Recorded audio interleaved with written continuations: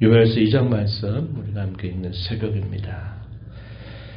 1절부터 11절까지 내용에서는 어제 우리가 1장에서 읽었던 내용이 또 소개가 되고 있습니다. 그래서 이 요엘서는 유다 가운데서 활동했던 요엘 선지자를 통해서 그 유다 땅에 닥치게 될 하나님의 심판, 그것이 그들의 먹는 모든 곡식들을 다 먹게 하도록 메뚜기, 느치, 황충과 팥죽이를 보내서 그들의 먹는 모든 것들을 다 먹어버리게 돼서 그들이 먹을 것이 다 떨어지게 되는 그런 일이 닥치게 될 것이다 하는 것들을 그들에게 예고하면서 그들로 하여금 회개를 촉구하는 겁니다. 그러한 일은 이미 신명기에서 이미 모세를 통해서 들려주었던 말씀, 곧 언약을 배반하게 되면서 닥치게 될 저주 가운데 해당되는 일이었다 하는 사실을 우리가 함께 생각해 보았습니다. 1절부터 11절에 이르는 내용도 그러한 내용들을 또다시 반복을 하고 있는 겁니다. 반복을 한다. 이것은 그들에게 분명히 닥치게 될 일이다 하는 사실을 강조하는 뜻이죠. 그러면서 그러한 심판을 통해서 여호와의 날에 대하여 예언을 더해주고 있습니다. 그리고 오늘 우리가 읽은 본문 12절 이하로부터 회개에 대한 촉구를 계속 덧붙여 주고 있습니다. 그리고 회개하는 자에게 하나님께서 베푸시는 은혜와 복에 대하여 이하의 말씀에서 쭉 소개가 되고 있습니다. 1절 말씀을 한번 보십시오. 시온에서 나팔을 불며 나의 거룩한 산에서 경고의 소리를 질러 이 땅 주민들로 다 떨게 할지라. 왜냐 여호와의 날이 이르게 될 것이기 때문이다. 이제 임박하였다. 이렇게 말합니다. 여호와의 날 이렇게 말했어요. 그날은 어떤 날이 될 것인가? 2절에 어둡고 캄캄한 날이요 짙은 구름이 덮인 날이라. 새벽빛이 산 꼭대기에 덮인 것 같다. 이렇게 말합니다.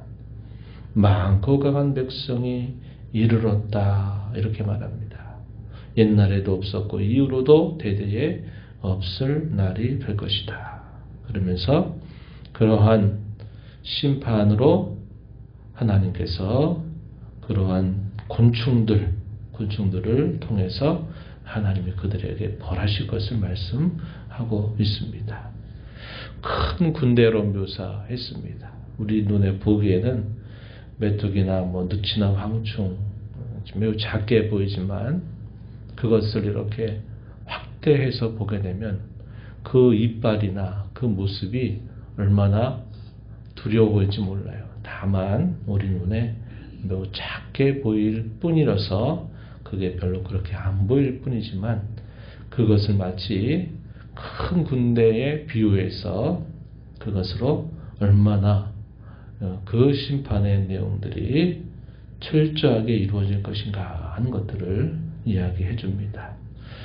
불이 그들의 앞을 살 것이다. 그들이 다치기 전에 그들의 앞을 살라버릴 것이고 또 불꽃이 그들의 뒤를 태워버릴 것이다 하는 것은 철저한 그런 심판이 닥치게 될 것을 알려주는 표현이죠. 메뚜기가 말의 모습으로 표현이 돼가지고 그 재앙의 의미가 구체화되고 있는 표현들이 4절부터 10절까지 아주 상세하게 소개가 되고 있어요. 심판이 닥치게 될 그 상황에 대한 생생한 모습을 묘사해주고 있는 것이죠. 그러면서 그 일이 닥치기 전에 이제라도 회개할 것을 촉구하는 말씀, 그것이 12절부터 소개가 됩니다. 12절에 보면 여호와의 말씀에 너희는 이제라도 아직 늦지 않았다 이 말입니다. 금식하고 울며 애통하고 마음을 다하여 내게로 돌아오라. 그렇게 말씀하셨다. 겉으로 입은 옷을 찢는 것으로 멈추지 말고 마음을 찢어서 여호와 하나님께로 돌아오라. 그 여호와 하나님은 은혜로우시고 자비로우시고 노하기를 더디하시고 인애가 크셔서 뜻을 돌이켜 재앙을 내리지 아니하시는 분이다. 이렇게 말합니다. 14절에서 혹시 마음과 뜻을 돌이키셔서 그 뒤에 복을 내리셔서 여호와께 드릴 소재와 전제를 다시 회복시켜 주실 줄 누가 알겠느냐, 이렇게 표현을 했습니다. 이 말은 하나님께 달려있는 일이고 그분이 심판을 행하시는 것은 너무나도 마땅한 일이다. 그러나 우리가 여호와의 말씀대로 이제라도 우리의 마음을 찢고 여호와께로 돌아가게 된다면 그러한 심판을 거두실 수 있지 않겠느냐. 우리에게는 그러한 기대가 있고 그러한 소망이 있다. 이렇게 표현을 하고 있는 겁니다. 우리가 좀 얼마 됐습니다만 요나서 말씀 읽으면서 요나가 니느웨 백성들에게 찾아가서 40일 후에 심판이 있을 것이다 라는 말을 3일을 해야 되는데 하루 정도만 다니면서 하고 말하지만 니느웨 백성들이 어떻게 반응합니까? 그들이 전적으로 회개하는 모습을 보여주죠. 백성으로부터 시작된 회개가 왕에게도 그 소식이 알려지면서 왕이 조서를 내려요. 그 조서의 내용은 대단한 겁니다. 가축이나 짐승조차도 다 먹을 것을 금해라. 혹시라도 우리가 이렇게 하면 여호와께서 뜻을 돌이켜서 우리에게 이 재앙을 거두게 하실 수 있지 않겠느냐. 이렇게 말하는 겁니다. 똑같은 표현이에요. 벌받아 마땅하고 심판 행하심이 마땅한 일이지만 회개하면 여호와께서 혹시 돌이키실 줄 누가 아느냐. 이렇게 표현을 하고 있는 것입니다. 15절에 시온에서 나팔을 불어 거룩한 금식일을 정하고 성회를 수립하라. 백성을 모아 그 모임을 거룩하게 하고 장로들을 모으고 어린이, 젖먹이 다 모으라고 말합니다. 신랑과 신부조차도 그 방에서 나와서 하나님 앞에 얼며 회개하고 여호와께 돌아오라고 말하는 것입니다. 여호와를 섬기는 제사장들을 향해서는 17절에 낭실과 제단 사이에서 울며 이렇게 말하라. 여호와의 주의 백성을 불쌍히 여기소서. 주의 기업을 욕되게 하여 나라들로 그들을 관할하지 못하게 하옵소서. 이방 나라들로 인하여 욕을 당하지 않게 하옵소서. 그런 말이죠.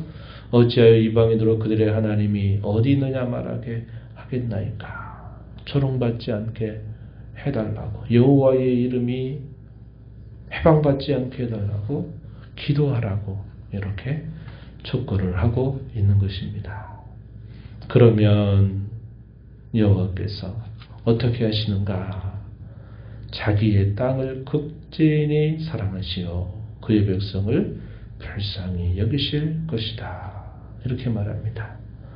그들이 심판으로 인하여 사라지게 된 그 곡식이나 새 포도주와 기름을 다시 주시되 흡족하게 주실 것이고 나라들 가운데 욕을 당하지 않게 할 것이고 그들을 심판하러 보내는 그런 모든 북쪽의 군대들을 다 멀리 돌아가게 할 것이다. 이렇게 말씀을 합니다.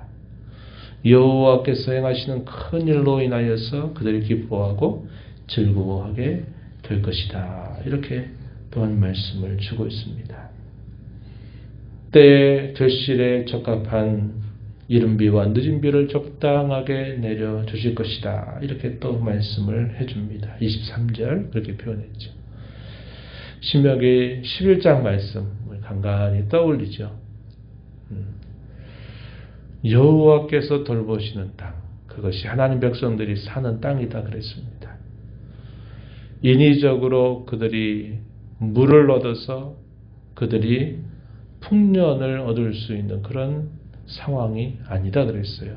애굽 땅은 나일강의 젖줄을 대기만 하면 그들이 물을 구해서 그들이 또 풍년을 이루어갈 수 있지만 이스라엘 백성들이 거하는 그 땅은 매우 특별한 지형이어서 그렇게 물을 댈 수 있는 지형이 아니다 그랬죠.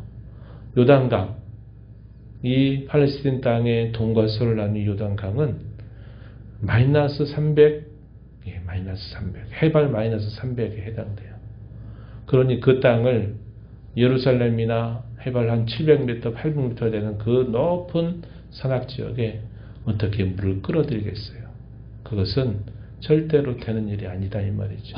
그래서 그들이 곡식을 심고 곡식을 거두게 되는 이 모든 일들은 하늘로부터 내리는 비에 전적으로 의존하면서 사는데, 그래서 적당한 비, 이른 비가 적당하게 내려야 되고 늦은 비가 적당하게 내려야만 그들이 먹는 수확을 거두어 살 수 있게 되는 겁니다. 그런데 그것이 여호와께 달려있다 이 말이에요. 그런데 그 땅에 그렇게 흉년이 들고 있는 곡식마저 이런 메뚜기라든지 황충이나 느치 이런 것들이 다 먹어버리게 되면 그들이 먹을 거리가 다 떨어지는 것은 결국 하나님께서 내리시는 무서운 심판의 내용이다 하는 것을 보여주는 거죠. 그런데 하나님께 회개하고 마음을 짓고 여호와를 찾게 된다면 여호와께서 그들을 위해서 이른 비와 늦은 비를 적당하게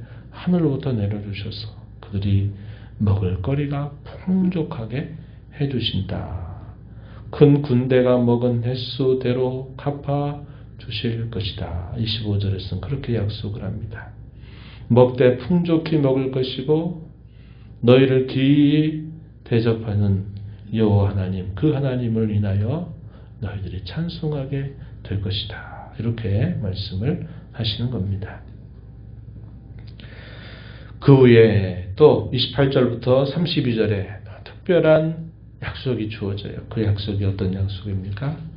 그 후에 여호와의 신을 만민에게 부어주실 것이다 라는 약속입니다.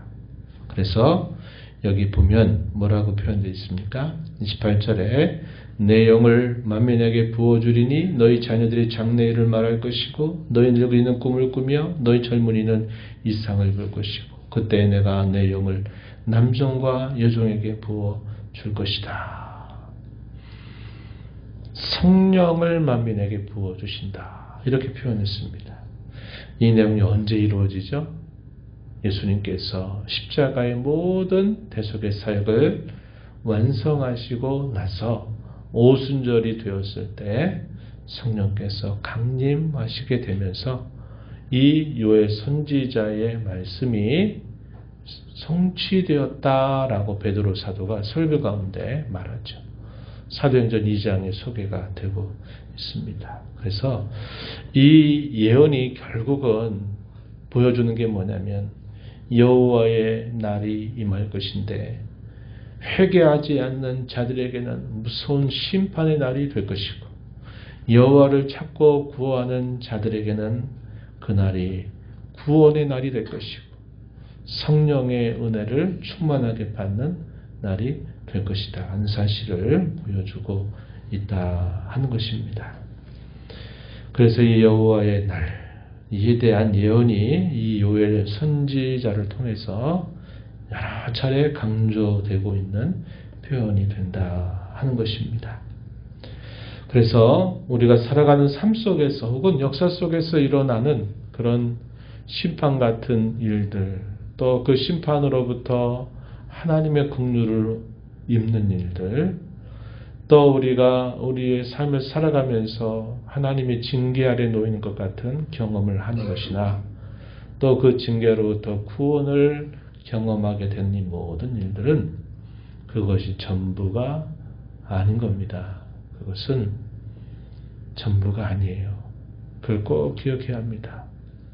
그런데 마치 그게 전부인 것처럼 우리가 여기며 살면 안 되고 그것은 궁극적인 심판과 궁극적인 구원을 우리에게 보여주는 하나의 전조 같은 그러한 일들이 된다 하는 겁니다. 우리가 이러한 징계 아래 놓일 수밖에 없는 인생임에도 불구하고 우리가 하나님께로부터 놀라운 은혜를 경험케 하는 그런 놀라운 방편이 있어요. 그게 뭡니까? 오늘 우리가 읽은 말씀 속에서도 확인하는 바, 하나님께 마음을 짓고 참되고 진실한 회개를 통해서 여호와께 돌아갈 수 있고 여호와께로부터 놀라운 은총을 힘입을 수 있다 하는 사실을 우리가 알게 된 것입니다. 죄로 인하여 송구스럽게 우리가 하나님 앞에 기대할지라도 우리 하나님께서는 넘치는 사랑으로 우리를 응답하시기를 기뻐하시는 하나님이신 줄 알게 됩니다. 죄를 범하여도 그 죄값을 받지 않도록 우리에게 피할 길과 생명의 길과 안전한 길을 우리에게 약속하시는데 그러한 은총을 힘입는 것이 바로 참되고 진실한 회개에 있다. 그래서 이 회개는 하나님의 놀라운 은혜라는 겁니다. 이것을 우리가 기억하고 이런 하나님이 우리에게 마련하신 이 회복과 은총을 입는 이 길을 우리가 그것을 별것 아닌 것처럼 여기고 멸시하는 태도를 가지면 안 되고 그저 형식적으로 늘 습관처럼 고백하는 그러한 입술 서비스가 되어서는 안 돼요.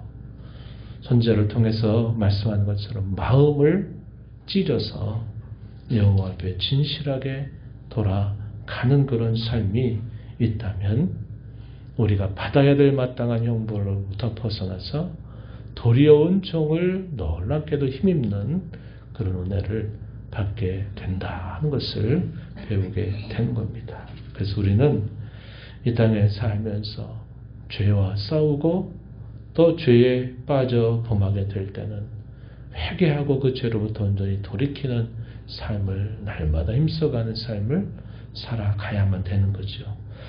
이런 하나님의 놀라운 사죄의 길, 은혜를 힘입는 길, 그분의 은총을 충만히 받는 그 길을 우리가 늘 소중하게 여기면서 죄를 벗어나고 죄를 떠나는 삶을 살아가는 저와 여러분 되기를 진심으로 바랍니다. 하나님 아버지, 이 새벽 시간 또 저희들을 깨워주셔서 오늘도 아버지 앞에 부르시고 찬양드리며 주시는 말씀을 듣게 하심을 감사합니다.